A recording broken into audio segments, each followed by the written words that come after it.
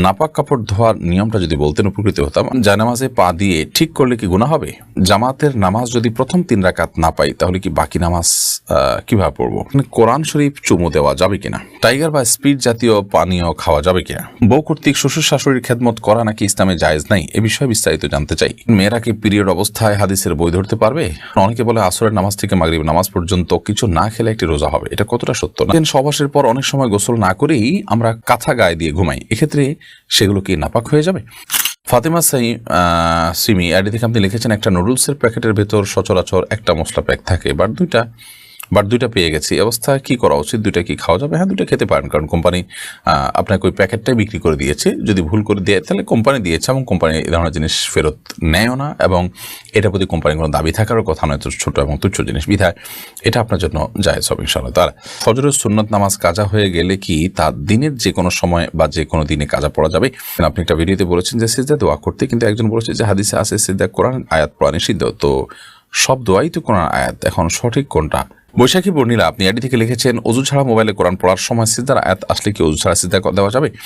অজু ছাড়া সিজদা দেওয়াকে সৌদি আরবের স্কলারগণ জায়েজ মনে করেন, কিন্তু হানাফি মাযহাবের উলামা ইকরামের মতে অজু করার জন্য সিজদা দেওয়ার জন্য অজু করা জরুরি এবং আবশ্যক, যার কারণে আমরা অজু সিজদা দিয়ে অজু করে তারপর আমরা সিজদা দিব, এটা হবে অধিকতর সতর্ক এবং নিরাপদ।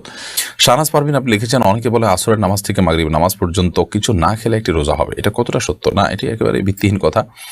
আসর থেকে মাগরিব পর্যন্ত কিছু না খেলে রোজা হয়ে যাবে, এরকম কোনো কথা কোনো হাদিসে কোথাও বলা হয়নি, এবং এই টাইমটা না খেয়ে থাকার কোনো বিশেষ ফজিলত বা মর্যাদাও কোনো হাদিসে কোথাও উল্লেখ হয়নি, বিধায় আমরা এই ধরনের কথা বলা থেকে বিরত থাকবো, কারণ মন গড়া কোনো কথা দিনের নামে বললে সেটি কিন্তু জাহান্নামে যাওয়ার কারণ হবে না। নবী সাল্লাল্লাহু আলাইহি ওয়াসাল্লাম বলেছেন, মান কাযিবা আলাইয়া মুতাআম্মিদান ফালইয়াতাবাওয়া মাকআদাহু মিনান নার।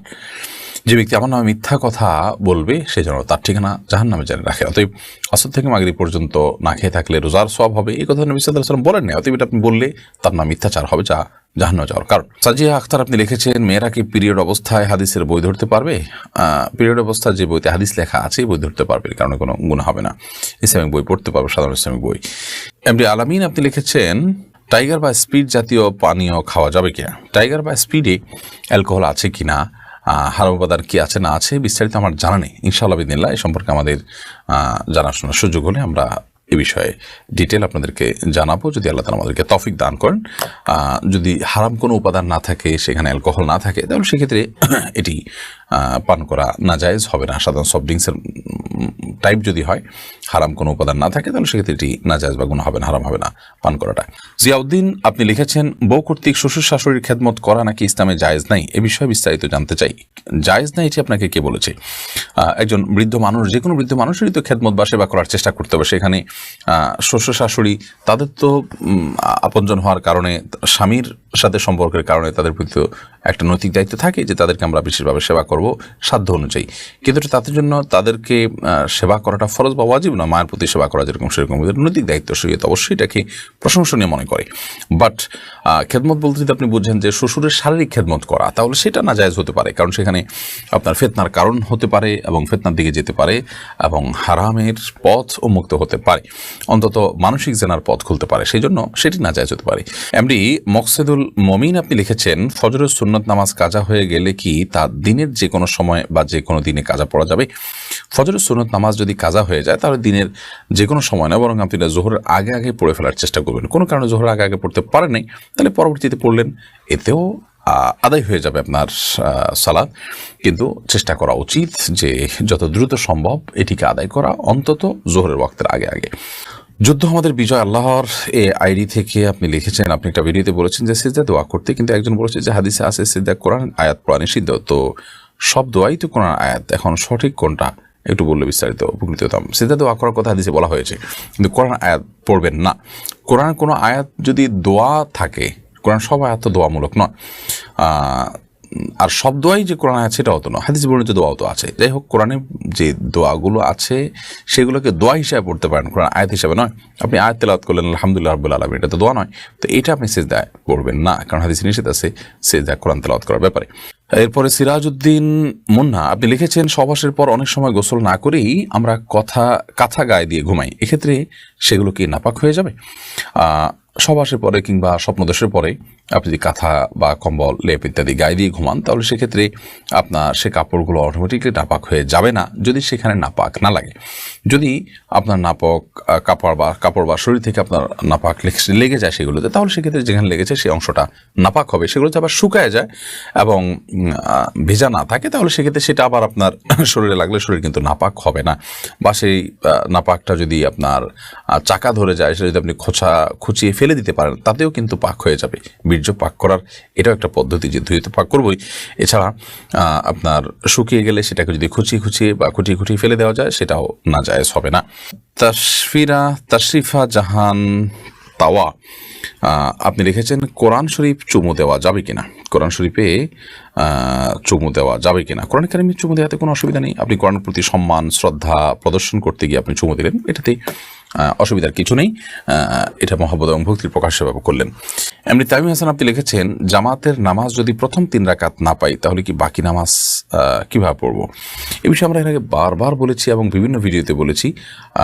আপনি যদি সালাতে প্রথম 3 রাকাত না পান, শুধু চতুর্থ রাকাত পান, তাহলে চতুর্থ রাকাতে আপনি 1 রাকাত পেয়েছেন, এরপরে ইমাম সালাম ফেরানোর পর আপনার যে 3 রাকাত ছুটেছে সেগুলো পড়া শুরু করলেন, তাহলে আপনি আপনার শুরু করা 3 রাকাতের প্রথম রাকাত আপনি বসবেন, কারণ আপনি ইমামের সাথে 1 রাকাত পেয়েছেন, এটা হলো আপনার সিরিয়ালের 2য় রাকাত। অতএব সেই হিসাবে আপনি বসবেন।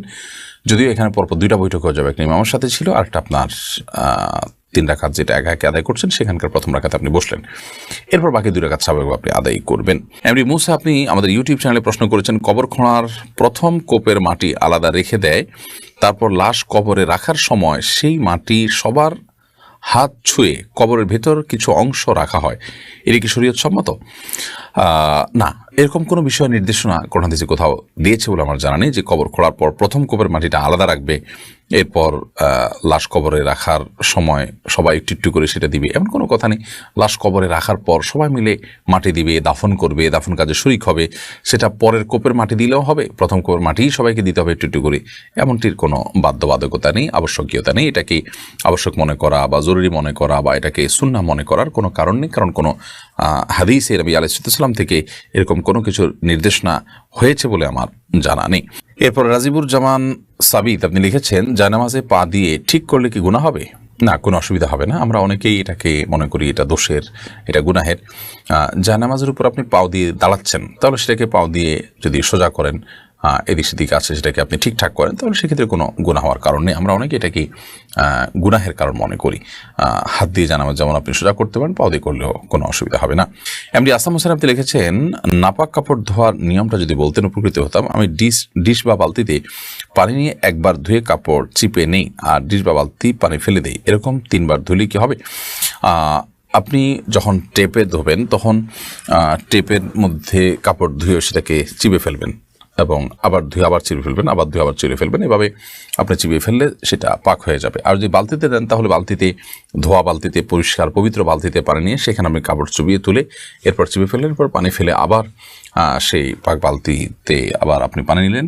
এভাবে আপনি যদি ধোন, তাহলে সেক্ষেত্রে কাপড় পাক হয়ে যাবে ইনশাআল্লাহ তাআলা। আর যদি কোথাও নাপাক লেগে থাকে, সে নাপাকটা চলে গেছে, দৃশ্যমান নাপাকটা দূর হয়ে গেছে, আপনি দেখেছেন, সেটার জন্য যতটুকু দরকার যদি একবার ধুইয়াও সেটাকে আপনি দূর করে ফেলতে পারেন, তাহলে এটা পাক হয়ে যাবে। আর যেটা অদৃশ্যমান নাপাক, দেখা যায় না, যেমন পেশাব কাপড় লাগলো কিন্তু কাপড়ের সাথে মিশিয়ে এটার কোনো আলামত নাই, একাকার হয়ে গেছে, তাহলে সেক্ষেত্রে এটাকে আপনি